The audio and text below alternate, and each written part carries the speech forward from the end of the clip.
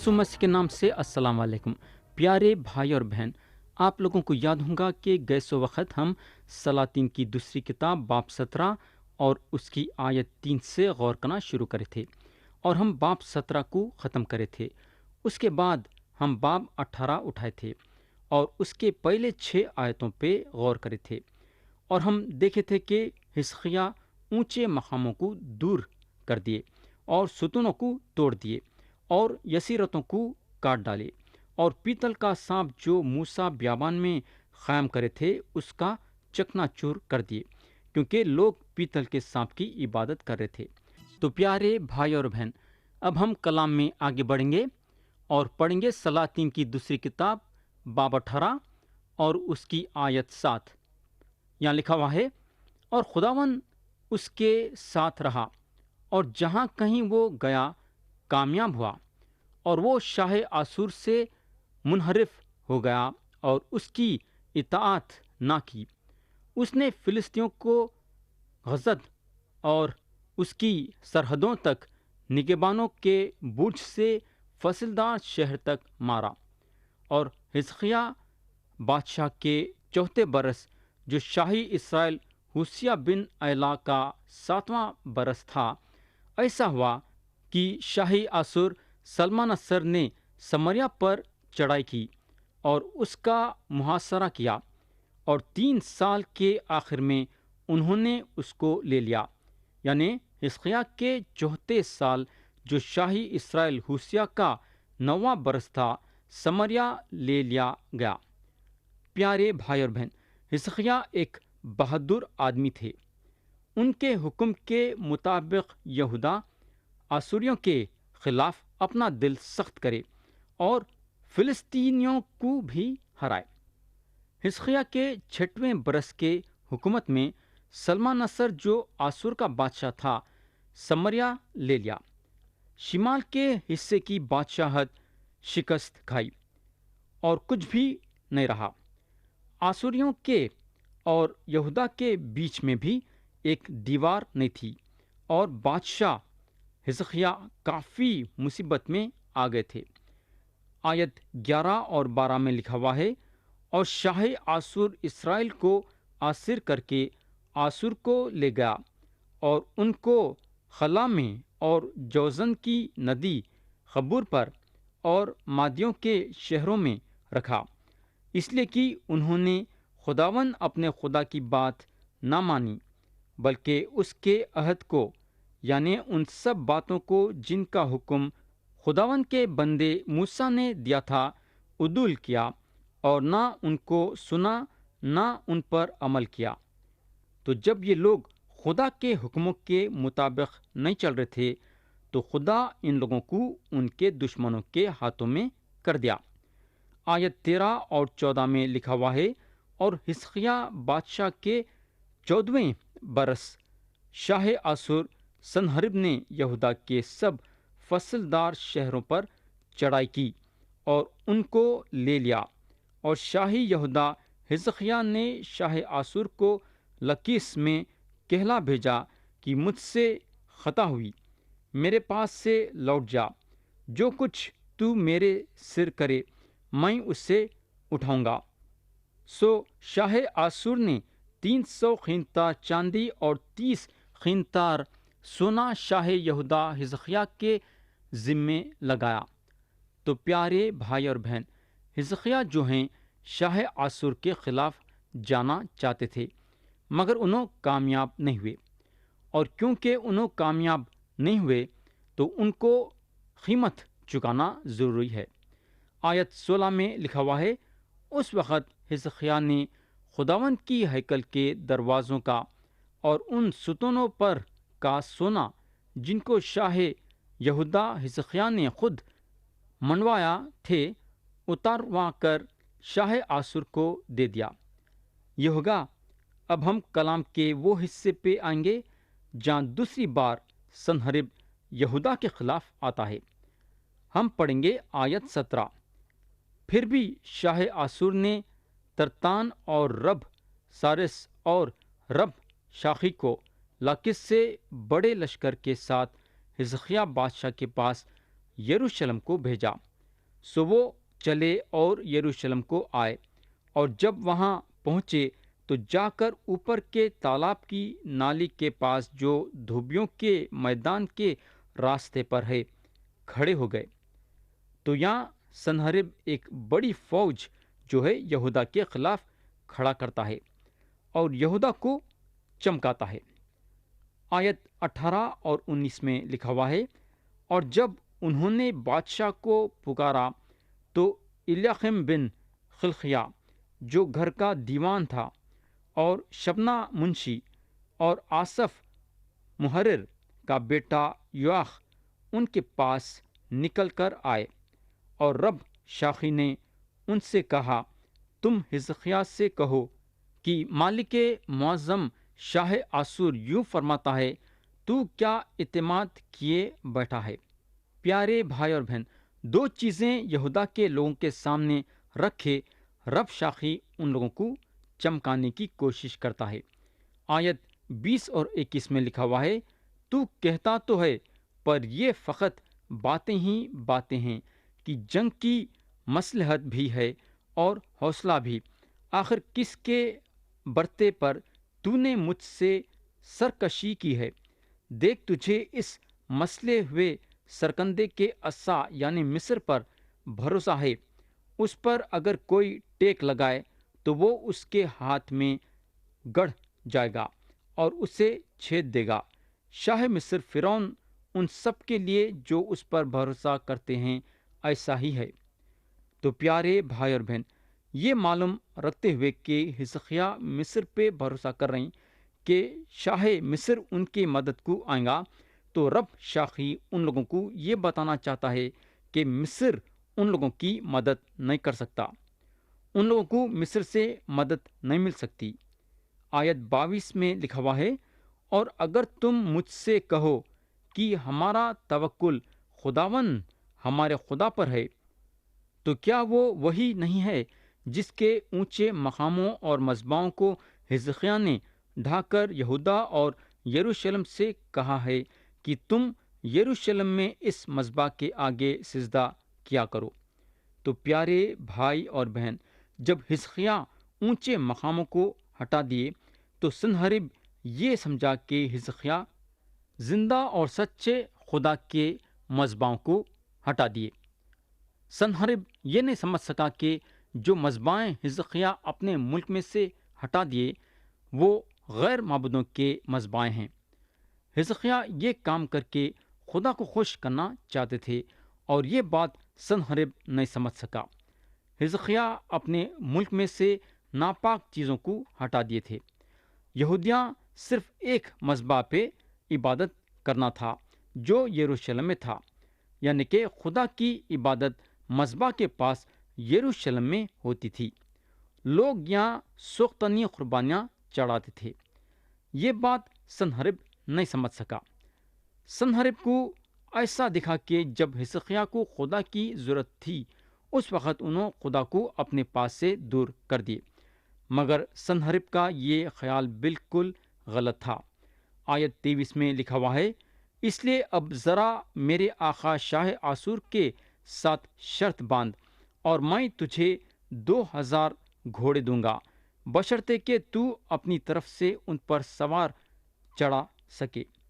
تو یہاں رب شاخی ایسی بات کرا کہ اس کی یہ بات یہودا کے فوج کو دھتکارے ویسی بات تھی۔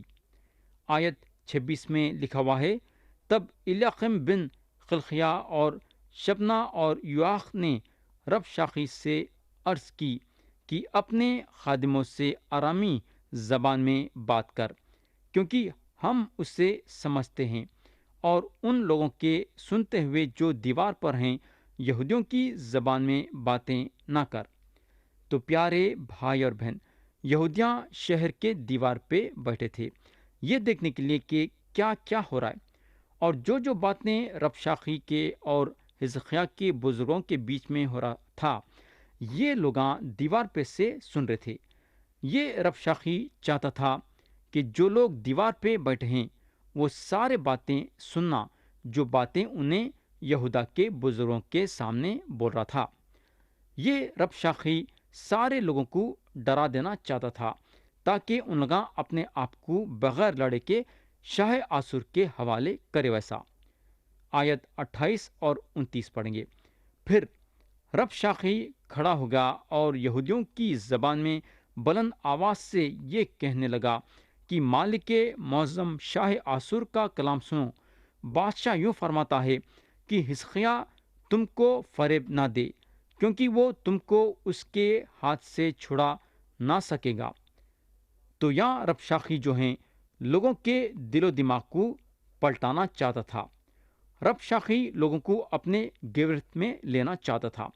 اس کا خیال یہ تھا کہ ایک بار اگر لوگوں کے دماغوں کو انہیں اپنے قابو میں کر لیں گا تو لوگ اپنے آپ کو شاہ آسور کے حوالے کر دیں گے۔ آیت 30 سے 32 پڑھیں گے۔ اور نہ حزقیہ یہ کہہ کر تم سے خداوند پر بھروسہ کرائے کہ خداوند ضرور ہم کو چھڑائے گا اور یہ شہر شاہ آسور کے حوالے نہ ہوگا۔ حزقیہ کی نہ سنا، کیونکہ شاہ آسور یوں فرماتا ہے کہ تم مجھ سے صلح کر لو اور نکل کر میرے پاس آؤ، اور تم میں سے ہر ایک اپنی تاک اور اپنے انجیر کے درخت کا میوہ کھاتا اور اپنے حوض کا پانی پیتا رہے، جب تک میں آ کر تم کو ایسے ملک میں نہ لے جاؤں جو تمہارے ملک کی طرح غلہ اور مے کا ملک، روٹی اور پاکستانوں کا ملک، زیتونی تیل اور شہد کا ملک ہے، تاکہ تم جیتے رہو اور مر نہ جاؤ۔ سو حزقیہ کی نہ سننا جب وہ تم کو یہ ترغیب دے کہ خداوند ہم کو چھڑائے گا۔ تو یہاں رب شاخی پوری کوشش میں ہے تاکہ لوگ شاہ آسور کے حوالے کرے ویسا۔ یہاں رب شاخی لوگوں کو یہ بتانا چاہ رہا ہے کہ نہ حزقیہ ان لوگوں کی مدد کر سکتے، نہ خدا ان لوگوں کی مدد کر سکتا۔ انہیں لوگوں سے یہ وعدہ کرتا ہے کہ اگر ان لوگ اپنے آپ کو شاہ آسور کے حوالے کریں گے تو انہیں ان لوگوں کے جانوں کو بخش دیں گا، یعنی کہ ان لوگوں کو قتل نہیں کریں گا بلکہ زندہ رکھیں گا۔ آگے رب شاخی ان لوگوں کو بولتا ہے جہاں آیت 33 سے 35 میں لکھا ہوا ہے، کیا قوموں کے دیوتاؤں میں سے کسی نے اپنے ملک کو شاہ آسور کے ہاتھ سے چھڑایا ہے؟ حمات اور عرفات کے دیوتا کہاں ہیں؟ اور سفروائم اور ہنام ایوا کے دیوتا کہاں ہیں؟ کیا انہوں نے سمریا کو میرے ہاتھ سے بچا لیا؟ اور ملکوں کے تمام دیوتاؤں میں سے کس کس نے اپنا ملک میرے ہاتھ سے چھڑا لیا جو یہوہ یروشلم کو میرے ہاتھ سے چھڑا لے گا؟ تو یہ رب شاخی کا یہ خیال تھا کہ جب دوسرے قوموں کے خدایاں ان کے لوگوں کو شاہ آسور کے ہاتھ سے بچا نہیں سکے تو اسرائیلیوں کا خدا ان لوگوں کو شاہ آسور کے ہاتھوں سے کیا بچا سکے گا؟ مگر ہم کو معلوم ہونا چاہیے کہ دوسرے قوموں کے خدا خدا نہیں تھے بلکہ لوگوں کے ہاتھوں کے تراشے ہوئے معبودیں تھے۔ ایک مورتی لوگوں کو کیا بچا سکتی؟ مگر یہودا کے لوگوں کا خدا زندہ اور سچا خدا تھا۔ یہ خدا ان لوگوں کو بچانے کی بلکہ شاہ آسور پہ جیت دلانے کی طاقت رکھتا تھا۔ یہ بات رب شاخی کو معلوم نہیں تھی، اس لیے بک بک کرتے چلے جا رہا تھا۔ اس کو یہ معلوم نہیں تھا کہ یہودا کے لوگوں کا خدا ساری دنیا کا خدا ہے جو اپنے ہاتھوں سے لوگوں کو بنایا ہے اور اپنے منہ کے دم سے یہ سارے کائنات کو خلق کرا ہے۔ اب ہم آیت 36 اور 37 پڑھیں گے جو کہ یہ باپ کی آخری آیتیں ہیں۔ پر لوگ خاموش رہے اور اس کے جواب میں ایک بات بھی نہ کہی، کیونکہ بادشاہ کا حکم یہ تھا کہ اسے جواب نہ دینا۔ تب الیاقیم بن خلقیہ جو گھر کا دیوان تھا اور شبنا منشی اور یواق بن آصف محرر اپنے کپڑے چاک کیے ہوئے حزقیہ کے پاس آئے اور رب شاخی کی باتیں اسے سنائے۔ تو میرے دوست، یہاں لوگ اس لیے چپ تھے کیونکہ بادشاہ کا حکم ان لوگوں کے لیے یہ تھا کہ ان لوگاں چپ رہنا۔ پیارے بھائی اور بہن، ایسا دیکھا گیا تو ہمارا چپ رہنا ہمارے لیے اچھا ہے۔ زیادہ بک بک کرنے سے نہ اتفاقیاں بھی پیدا ہو سکتی ہیں بلکہ پیدا ہوتی ہیں اور لوگوں کے دلوں کو دکھ بھی پہنچاتی ہیں۔ بہرحال یہ رب شاخی بولتے گا اور بولتے گا، لیکن حزقیہ کے لوگ اپنا منہ نہیں کھولے بلکہ خاموش تھے جو کہ ایک اچھا کام کرے۔ تو یہاں ختم ہوا باب 18 اور اب ہم باب 19 پہ آئیں گے۔ تو پیارے بھائی اور بہن، جیسا ہم دیکھیں کہ حزقیہ سلطنت کو اپنے ہاتھوں میں اس وقت لیے جب ملک میں مصیبتیں تھیں اور جھگڑے تھے، اور ملک میں کیا ہو رہا تھا کسی کو معلوم نہیں ہو رہا تھا، اور اس وقت حزقیہ تخت پہ بیٹھے۔ بادشاہت جو ہے شمال کے طرف تھی، وہ لوگوں کو آسوریوں پکڑ لے کے چلے گئے، اور اب آسور کی فوج یروشلم کے پھاٹک کے پاس آ گئی ہے، اور یہ کافی ہے حزقیہ کو ڈرانے کے لیے۔ مگر اس کے علاوہ رب شاخی جو بادشاہ کے سیدھے ہاتھ کی طرف کا آدمی ہے، یروشلم کے پھاٹک کے باہر سے بک بک کرتے جا رہا تھا، اور حزقیہ کو اور خدا کے بارے میں غلط سلط لفظ نکال رہا تھا، اور آسور کے بادشاہ کی بڑائی کر رہا تھا، اور لوگوں کو یہ ثابت کرنا چاہتا تھا کہ نہ حزقیہ ان لوگوں کو بچا سکتے ہیں، نہ خدا ان لوگوں کو بچا سکتا ہے۔ کتنی غلط بات! جو بھی ہے، حزقیہ یہ سارے باتوں سے بہت ہی پریشان تھے، اور انہوں یہ مصیبت میں خدا کی طرف پلٹے، یا حزقیہ خدا سے مدد مانگے۔ آیت 1 میں لکھا ہوا ہے، جب حزقیہ بادشاہ نے یہ سنا تو اپنے کپڑے پھاڑے اور ٹاٹ اوڑھ کر خداوند کے گھر میں گیا۔ تو کپڑے پھاڑنا اور ٹاٹ اوڑھنا یہ بتانا ہے کہ حزقیہ دماغی پریشانی کا سامنا کر رہے تھے، ان کے زندگی سے سکون اٹھ گیا تھا۔ یا اگر ہم غور کریں گے تو انہوں خدا کے گھر میں داخل ہوتے ہیں۔ جب آپ دماغی پریشانیوں کا سامنا کرتے ہیں تو یہ ایک اچھی جگہ ہے اپنی دماغی پریشانیوں کو ہلکا کرنے کے لیے، یعنی کہ خدا کا گھر۔ ہمارے سارے پریشانیوں میں خدا کے طرف پلٹنا ہماری زندگی کا سب سے بڑا قدم ہونا چاہیے۔ جب حزقیہ کے زندگی میں پریشانیاں پیدا ہوئے تو انہوں خدا کے طرف پلٹے، کیونکہ ان کو معلوم تھا کہ صرف خدا ان کو یہ پریشانیوں سے دور کر سکتا ہے۔ اب ہم دیکھیں گے حزقیہ کیا کرتے ہیں۔ آیت 2 میں لکھا ہوا ہے، اور اس نے گھر کے دیوان الیاقیم اور شبنا منشی اور کاہنوں کے بزرگوں کو ٹاٹ اڑا کر آموس کے بیٹے یسایہ نبی کے پاس بھیجا۔ تو حزقیہ یہاں ایک اچھا کام یہ کرے کہ لوگوں کو یسایہ نبی کے پاس بھیجے۔ پیارے بھائی اور بہن، سب سے پہلا کام حزقیہ اپنے پریشانی کے وقت یہ کرے کہ خود جو ہے خدا کے پاس گئے، اور دوسرا کام یہ کرے کہ لوگوں کو خدا پرست کے پاس بھیجے اپنے پریشانیوں کے بارے میں سنانے کے لیے اور دعا کرانے کے لیے۔ ہمارے زندگی میں جب پریشانیاں آتے ہیں تو سب سے پہلا کام ہم یہ کرنا کہ ہمارے پریشانی کو خدا کے سامنے رکھنا اور دعا کرنا، اور دوسرا کام یہ کرنا کہ اپنے پریشانیوں کے بارے میں خدا پرستوں کو سنانا اور ان لوگوں کو دعا کرنے کے لیے بولنا۔ آیت 3 سے 5 میں لکھا ہوا ہے، اور انہوں نے اس سے کہا، حزقیہ یوں کہتا ہے کہ آج کا دن دکھ اور ملامت اور توہین کا دن ہے، کیونکہ بچے پیدا ہونے پر ہیں لیکن ولادت کی طاقت نہیں۔